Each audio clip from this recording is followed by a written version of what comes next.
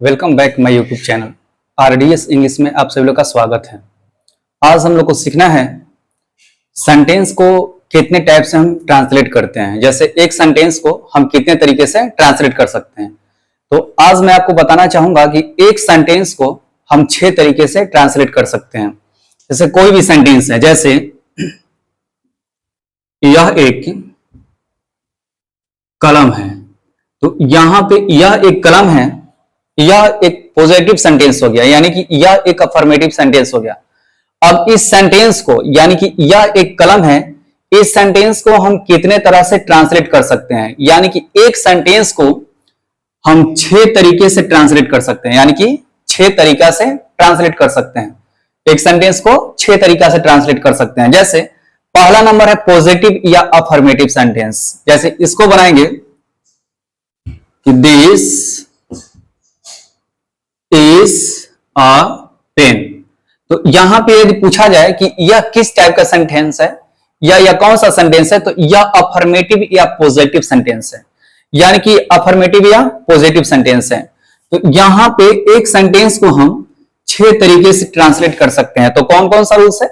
Affirmative, negative, interrogative, interrogative negative, question word और question word negative. यानी कि आज आपको पूरा स्ट्रक्चर के बारे में बता दिया जाएगा कि एक सेंटेंस को हम कितने तरीके से ट्रांसलेट करते हैं। तो सबसे पहला नंबर है अफर्मेटिव या पॉजिटिव सेंटेंस, यानी कि अफर्मेटिव सेंटेंस हम किसे कहते हैं या पॉजिटिव सेंटेंस हम किसे कहते हैं। अब यहां पे देखेंगे नंबर 1, सबसे पहला रूल है नंबर 1 में, जिसको हम बोलते हैं अफर्मेटिव या पॉजिटिव सेंटेंस, यानी कि सबसे पहला नंबर है अफर्मेटिव या पॉजिटिव सेंटेंस, जिसको बोला जाता है स्वीकारात्मक या सकारात्मक वाक्य। यानी कि यहां पे लिखेंगे स्वीकारात्मक या सकारात्मक वाक्य। यानी कि नंबर पहला है अफर्मेटिव या पॉजिटिव सेंटेंस, जिसको बोलते हैं हम स्वीकारात्मक या सकारात्मक वाक्य। तो यहां पे समझेंगे कि स्वीकारात्मक या सकारात्मक वाक्य किस वाक्य को कहते हैं। तो जिस वाक्य में ना तो कोई प्रश्न पूछा जाए और ना ही मना किया जाए, वह वाक्य सीधा और सरल हो, उसे हम अफर्मेटिव सेंटेंस कहते हैं। अब यहां पे थोड़ा देख लेंगे, अब यहां पे थोड़ा इसका डेफिनेशन देख लेंगे। लिखा हुआ है, यहां पे लिखा हुआ है कि जिस वाक्य में ना तो कोई प्रश्न पूछा जाए ना ही मना किया जाए, वह वाक्य सीधा या सरल हो, उसे हम स्वीकारात्मक वाक्य कहते हैं। यानी कि स्वीकारात्मक वाक्य जो होता है वह हमेशा सीधा या सरल होता है। अब यहां पे देखेंगे रूल इसका, सबसे पहला नंबर, यानी कि रूल नंबर पहला, यह हो जाएगा सब्जेक्ट प्लस में वर्ब प्लस में ऑब्जेक्ट। यदि वर्ब की बात की जाए तो इसमें या तो एच भी होगा या तो एम भी होगा। यानी कि वर्ब की बात की जाए तो सब्जेक्ट वर्ब प्लस में ऑब्जेक्ट, यानी कि वर्ब में चाहे वह हेल्पिंग वर्ब हो चाहे वह मेन वर्ब हो। तो यहां पे एग्जांपल देखते हैं, जैसे वह एक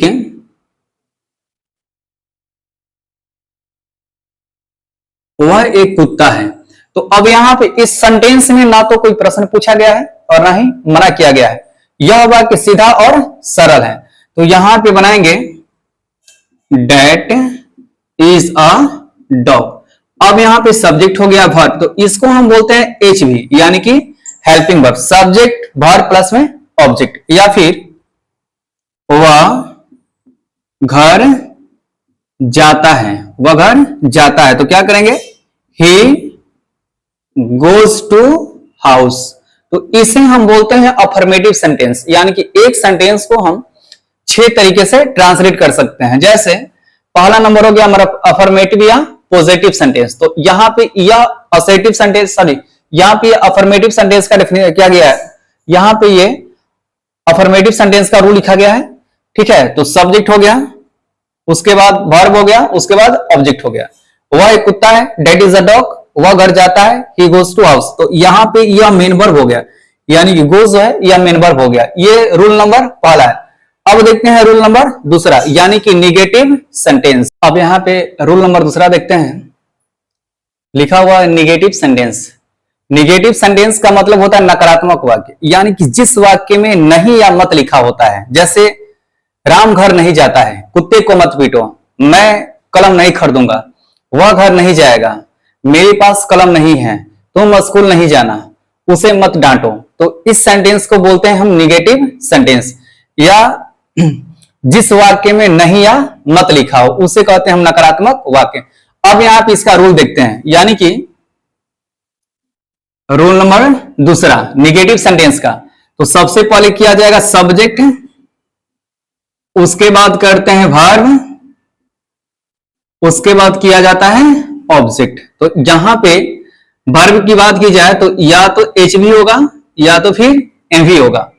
तो इसे कहते हैं हम, सॉरी यहां पे हो जाएगा फिर नॉट, और फिर जाकर के हो जाएगा ऑब्जेक्ट। इसे बोलते हैं हम नकारात्मक वाक्य का रूल, यानी कि निगेटिव सेंटेंस का रूल। सब्जेक्ट हो गया, वर्ब हो गया, प्लस में नॉट हो गया, प्लस में ऑब्जेक्ट हो गया। अब यहां पे ध्यान देंगे, जैसे एग्जांपल में कि यह एक किताब नहीं है। हमेशा याद रखना है कि निगेटिव सेंटेंस में जब नॉट का प्रयोग किया जाएगा तो वह वर्ब के बाद किया जाएगा, चाहे वह हेल्पिंग वर्ब हो चाहे वह मेन वर्ब हो। इस स्ट्रक्चर यानी कि मैं क्या बोलते हैं रूल में लिखा गया है। जैसे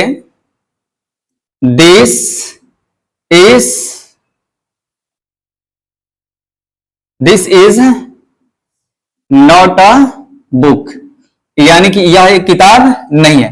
तो यहां पे वर्ब के बाद नॉट का प्रयोग किया गया है, और आर्टिकल का प्रयोग जो होता है वह नॉट के बाद किया जाता है, यानी कि नॉट के पहले नहीं किया जाएगा। क्यों? क्योंकि आर्टिकल का प्रयोग किसी भी नाउन के लिए किया जाता है। दूसरा नंबर है उसे मत पीटो, उसे मत पीटो। तो करेंगे डोंट बीट हिम। तो इससे बोला जाता है निगेटिव, यानी कि नकारात्मक वाक्य।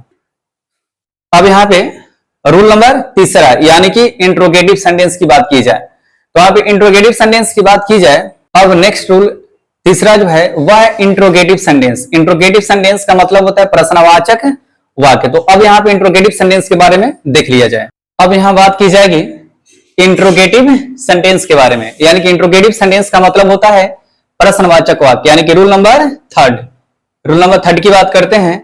तो इसको बोलते हैं इंट्रोगेटिव सेंटेंस, यानी कि जिस वाक्य में नहीं या मत लिखा, सॉरी इंट्रोगेटिव सेंटेंस जिस वाक्य में प्रश्न पूछा जाए, word that ask a question is called interrogative sentence. अब यहाँ पे समझ लेते हैं, थोड़ा सा इसका डेफिनेशन देख लेते हैं, उसके बाद आपको इसका पूरा डिटेल बताया जाएगा। अब यहाँ पे लिखा हुआ है डेफिनेशन कि a word that asks a question is called interrogative sentence, यानी कि जिस वाक्य में प्रश्न पूछा जाए या प्रश्न पूछने का कार्य करे उसे हम प्रश्नवाचक वाक्य कहते हैं।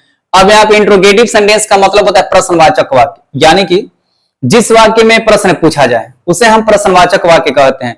तो यहाँ पे इंट्रोगेटिव सेंटेंस की बात की जाए तो अब इसके शुरू में क्या लिखा होता है, यानी कि जब वाक्य के शुरू में क्या लिखा हो तो उसे हम इंट्रोगेटिव सेंटेंस कहते हैं। और जब क्या शुरू में हो तो सेंटेंस का जो बनावट होता है वह हेल्पिंग वर्ब को शुरू में लगा यूज किया जाता है।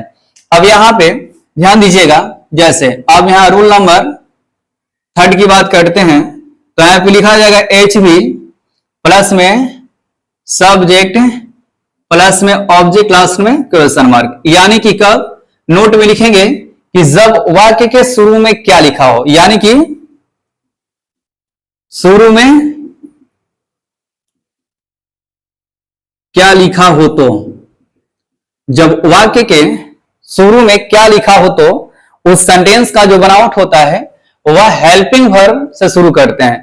पहले नंबर लिखेंगे हेल्पिंग वर्ब सब्जेक्ट के अनुसार, उसके बाद लिखते हैं सब्जेक्ट, उसके बाद लिखते हैं ऑब्जेक्ट। अब यहां पे जैसे क्या वह एक राजा है, तो अब यहां पे ध्यान देंगे कि क्या वह एक राजा है, तो क्या शुरू में दिया गया है तो इसे बोलेंगे हम इंट्रोगेटिव सेंटेंस, यानी कि इंट्रोगेटिव सेंटेंस जब क्या शुरू में दिया हो तो सब्जेक्ट के अनुसार, यानी कि सब्जेक्ट क्या क्या हुआ, एक राजा ही या डेट।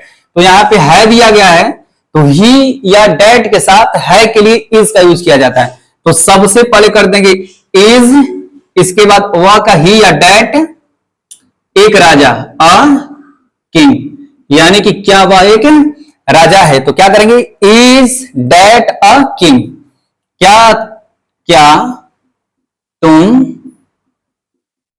पागल हो, क्या तुम पागल हो।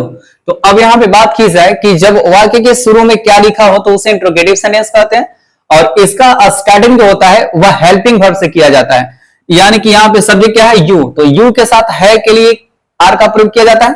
तो सबसे पहले यहां पे लिखेंगे are you mad, are you mad. यहां पे किसी आर्टिकल का प्रयोग नहीं करेंगे क्योंकि आर्टिकल का जो यूज होता है वो किसी नाउन के लिए किया जाता है, जबकि यहाँ पे मैड की बात की जाए तो यह एक एडजेक्टिव है जो किसी नाउन पर नाउन का विशेषता बतला रहा है।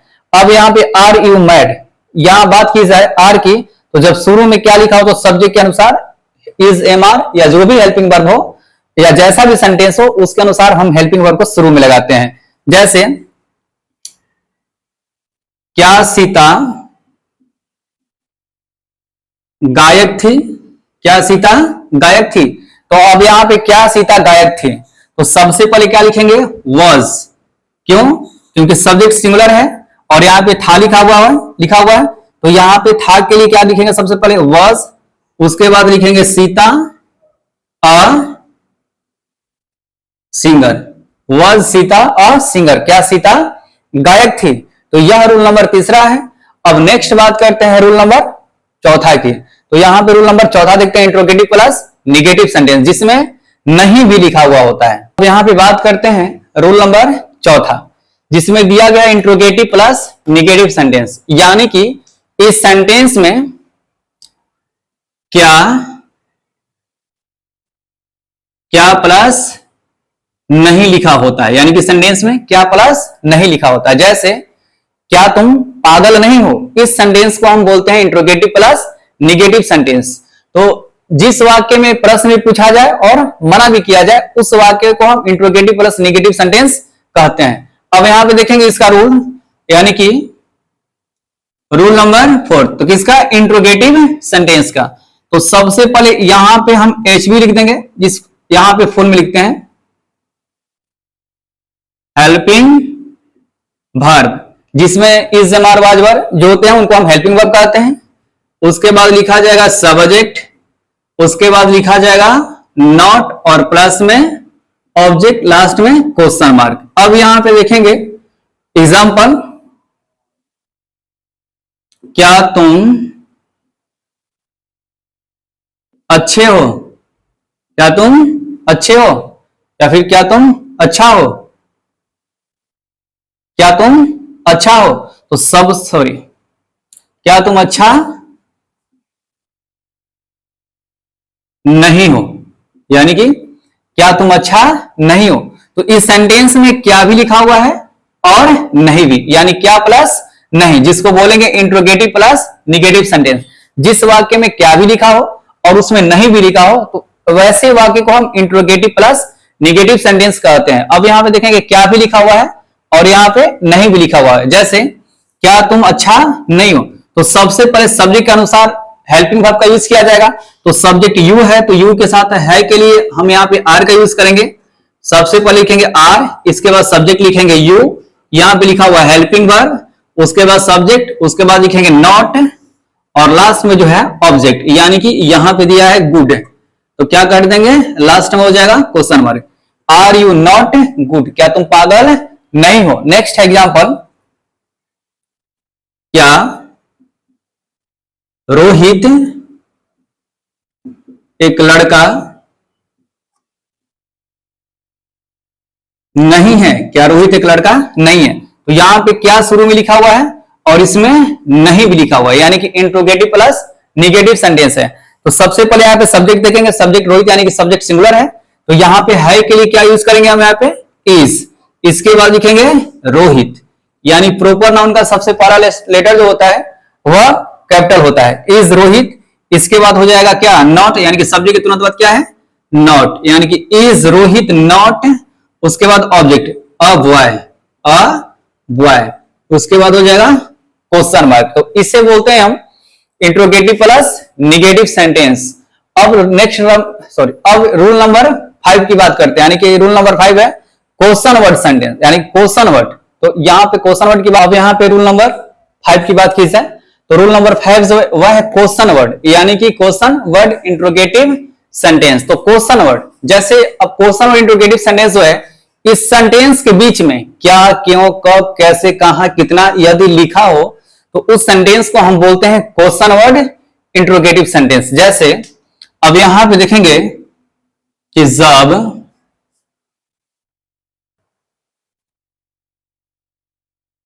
अब यहां पे बात करते हैं कि जब वाक्य के बीच में क्या, क्यों, कहां, कैसे, किसका इत्यादि दिया हो तो, यानी कि जितने सारे क्वेश्चन वर्ड हैं या जितने सारे क्वेश्चन वर्ड हैं, जब वह वाक्य के बीच में आए तो सेंटेंस या स्टार्टिंग जो होता है वह क्वेश्चन वर्ड से होता है। जैसे अब यहां पे बात करते हैं रूल की, यानी कि रूल नंबर 5। तो सबसे पहले करेंगे हम यहाँ पे क्वेश्चन वर्ड, उसके बाद दिया जाता है हेल्पिंग वर्ड या कोई भी वर्ड हो, प्लस में यहां पे बात किया जाए सब्जेक्ट, उसके बाद आता है ऑब्जेक्ट, लास्ट में हो जाता है क्वेश्चन मार्क। एग्जाम्पल है वह क्यों उदास है, वह क्यों उदास है। तो यहां पे देखेंगे कि जब वाक्य के बीच में क्या, क्यों, कब, कैसे, कहां, कितना, किसका दिया हो तो सेंटेंस के स्टार्टिंग में हम क्वेश्चन वर्ड का यूज करते हैं। तो यहां पे क्यों की बात करते हैं तो सबसे पहले क्यों को अंग्रेजी में लिखा था वाई, यहां पे सब्जेक्ट ही है तो है के लिए यहां पे आ जाएगा इज, वाई इज, उसके बाद ही। अब यहां पे लिखेंगे sad, why is he sad, वह क्यों उदास है। या फिर नेक्स्ट है तुम कब जाते हो, तुम कब जाते हो। तो यहां पे सेंटेंस के बीच में क्यों, कब, कैसे, कहां दिया तो इसको बोलते हैं क्वेश्चन वर्ड इंट्रोगेटिव सेंटेंस। तो कब को अंग्रेजी में हो जाता है व्हेन, जाते हो डू यू गो, या प्रेजेंट इंडेफिनिट टेंस है तो यहां पे वर्ब जो है हेल्पिंग वर्ब और डू डज लगाएंगे तो इसे बोला जाता है क्वेश्चन वर्ड इंट्रोगेटिव सेंटेंस। अब नेक्स्ट है rule number 6 question word interrogative plus negative sentence. अब उसको भी थोड़ा देख लिया जाए। अब यहां देखेंगे रूल नंबर 6, रूल नंबर 6 में दिया गया है question word interrogative plus negative sentence, यानी कि question word interrogative plus negative sentence. इसमें प्रश्न भी पूछेगा और मना भी करेगा। जैसे अब इसका रूल देख लेते हैं, इस सेंटेंस का रूल यानी कि रूल नंबर 6। तो बात करेंगे सबसे पहले यहाँ पे क्वेश्चन वर्ड का, उसके बाद हो जाएगा वर्ब, चाहे वह हेल्पिंग वर्ब हो चाहे वह मेन वर्ब हो, उसके बाद हो जाएगा सब्जेक्ट, उसके बाद हो जाएगा सब्जेक्ट के बाद लिखा जाता है नॉट, उसके बाद हो जाएगा ऑब्जेक्ट, लास्ट में क्वेश्चन मार्क। तो यह रूल नंबर 6 है। जैसे एग्जाम्पल में वह क्यों उदास नहीं है, वह क्यों उदास नहीं है। तो यहां पे देखिए इस सेंटेंस में क्वेश्चन भी पूछा गया है और मना भी किया गया है, जिसको बोलते हैं question word interrogative plus negative sentence. तो सबसे पहले बात करेंगे क्यों का होता है वाई। अब सब्जेक्ट यहां पे ही है तो है के लिए हम यूज करेंगे इज, वाई इज सब्जेक्ट क्या है ही, तो यहां पे करेंगे ही, इसके बाद लिख देंगे नॉट और सैड का मतलब उदास, लास्ट में लिख देंगे क्वेश्चन मार्क। नेक्स्ट है यह कलम कैसे नहीं है, यह कलम कैसे नहीं है। तो यहां पे सबसे पहले कलम कैसे नहीं है तो कैसे का होता है हाउ, सब्जेक्ट यह है तो है के लिए यूज करेंगे इज, इसके बाद सब्जेक्ट लिखेंगे दिस, इसके बाद नॉट हो जाएगा कलम अ पेन। यह रूल नंबर 6 है। तो 6 जो है इसमें प्रश्न भी पूछेगा और मना भी करेगा, इसलिए इसको बोलते हैं question word interrogative plus negative sentence. अब यहां पे कुछ प्रैक्टिस देख लिया जाए और प्रैक्टिस करके कंफर्म कर लिया जाए। अब यहां पे प्रैक्टिस दिया गया है कि यह एक किताब है। अब एक सेंटेंस को कितने तरीके से बनाया जाएगा? 6 तरीके से, यानी कि इसी एक सेंटेंस को 6 तरीका से बनाया जाएगा। तो सबसे पहला नंबर जो है यह है अफर्मेटिव सेंटेंस, या पॉजिटिव भी बोल सकते हैं कि जिस वाक्य में नहीं जिस वाक्य में नहीं या मत लिखा हो, या ना कोई प्रश्न पूछा जाए, वह वाक्य सीधा और सरल हो।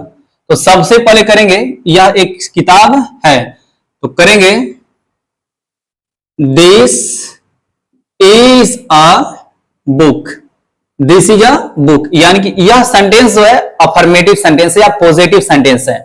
इसे बोलते हैं हम अफर्मेटिव या पॉजिटिव सेंटेंस।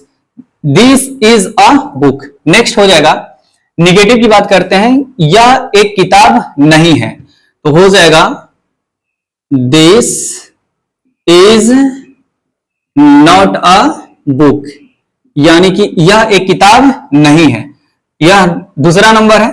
नंबर तीसरा की बात करते हैं, तो तीसरा है इंट्रोगेटिव सेंटेंस, जिस वाक्य में प्रश्न पूछा जाए। तो सबसे पहले करेंगे इज दिस अ बुक, यानी कि यह रूल नंबर तीसरा है, क्या यह एक किताब है। नेक्स्ट रूल नंबर है इंट्रोगेटिव प्लस नेगेटिव सेंटेंस, यानी कि चौथा। अब यहां पे करेंगे is this not a book, यानी कि क्या यह एक किताब नहीं है। नेक्स्ट रूल नंबर 5, यानी कि रूल नंबर 5 है क्वेश्चन वर्ड, यानी कि क्वेश्चन वर्ड इंट्रोगेटिव सेंटेंस। अब यहां पे रूल नंबर 5 की बात करते हैं, तो कुछ भी लिख देंगे, वाई